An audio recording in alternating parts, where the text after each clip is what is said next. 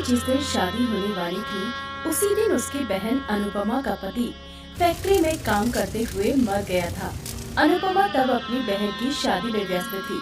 अपने पति के मौत के बारे में सुनकर अनुपमा ने जब रोना शुरू किया, तब अपर्णा ने उससे कहा, आज मेरी शादी है और तुझे यहीं पर रोना है?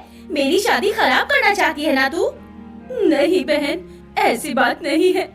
मेरे पति का देहांत हो गया है, इसीलिए। तो क्या हो गया? गरीब मजदूर और कितना जिएगा? अच्छा हुआ मर गया।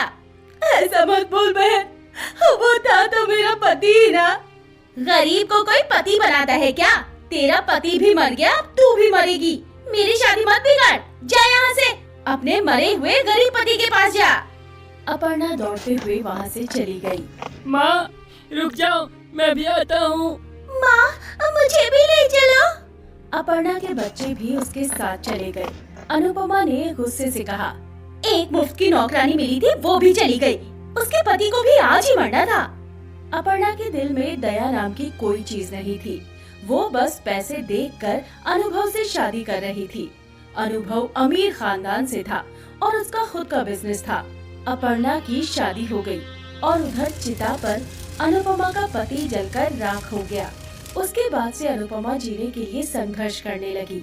वो लोगों के घरों में काम करने लगी। बिट्टू और गुड्डी स्कूल में पढ़ते थे, लेकिन एक दिन उन दोनों को स्कूल से भी निकाल दिया गया। वो दोनों घर लौट आए। क्या बात है, तुम दोनों आज जल्दी लौट आए? वो हमें स्कूल से निकाल दिया गया है माँ। हमने 2 महीने से स्कूल की फीस नहीं भरी ना, इसलिए। अब माफ कर दो मुझे, मैं कैसी माँ हूँ? हम बच्चों के स्कूल की फीस भी नहीं भर सकती। माँ, आप रोइए मत, आप बहुत अच्छी माँ हो।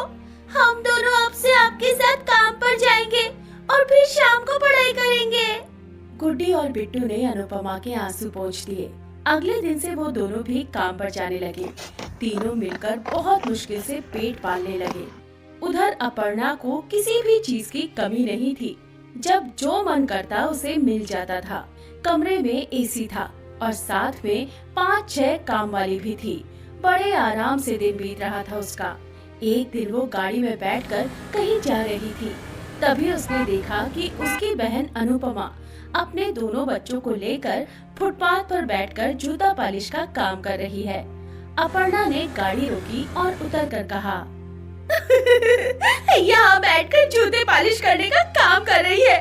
वाह रे वाह, और मुझे देख, मैं इसी गाड़ी में बैठकर घूम रही हूँ। अच्छी बात है बहन, तू अमीर है लेकिन मैं गरीब हूँ। गरीब से शादी करेगी तो ऐसा ही होगा, ये तो होना ही था। खैर, कभी काम या पैसों की जरूरत हो तो मेरे पास आ जाना। ये बोलकर अपर्णा गाड़ी में बैठकर वहाँ से चली गई।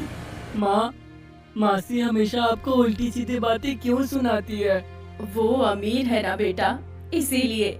अमीर लोग ऐसे ही होते हैं। खैर, चलो काम करते हैं। ऐसे ही 1 साल बीत गया। उधर अपर्णा गर्भवती हो गई, लेकिन कुछ ही दिनों के अंदर उसके पेट में भयानक दर्द होने लगा। उसके पति अनुभव उसे अस्पताल लेकर गए। डॉक्टर ने कहा, देखिए, बुरी खबर है अपर्णा जी, आपका मिसकैरेज हो गया है और बात ऐसी है कि आप कभी भी मां नहीं बन पाएंगी। ये सुनकर अपर्णा को तो जैसे सदमा लग गया। क्या? मैं मां नहीं बन पाऊंगी? नहीं, ये नहीं हो सकता। डॉक्टर साहब, आपसे कुछ गलती तो नहीं हो रही? नहीं, अपर्णा जी का पेट बच्चा पालने के लायक नहीं है। अनुभव अपर्णा को लेकर घर लौट गया और ये बात अपनी माँ और भाभी को बता दिया। ये सुनते ही घर में तो जैसे तांडव शुरू हो गया। अनुभव की माँ देवकी ने चिल्ला चिल्ला कर कहा, हो गया सब बर्बाद। बांझ बहू को लाई हूँ घर में, बांझ कहीं की। हमें पहले नहीं बता सकती थी कि तू माँ नहीं बन सकती।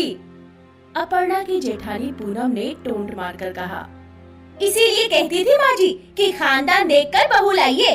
आपने पता नहीं किसे उठा लाया। ना ही अमीर है और ना ही खानदान का कोई अता पता है। ये सब सुनकर अपर्णा का दिल दुख गया। इतने दिनों से वो रानी की तरह इस घर में थी, लेकिन अचानक से जैसे सभी उसके दुश्मन बन गए। रात को उसने रोते हुए अपने पति से कहा, सुनिए जी, आप भी मुझसे गुस्सा है क्या? अरे गुस्सा ना होने की कोई वजह है तुम्हारे पास? एक बच्चा भी नहीं दे पाओगी तुम इस वंश को? ये वंश आगे कैसे बढ़ेगा? तुमसे शादी करके मैंने अपना जीवन बर्बाद कर डाला। अपर्णा का पति भी उसका साथ छोड़ दिया। अपर्णा अकेली महसूस करने लगी। उधर एक दिन अचानक से गुड्डे का एक्सीडेंट हो गया। वो रास्ते से जा रही थी, तभी एक गाड़ी ने उसे धक्का मार दिया।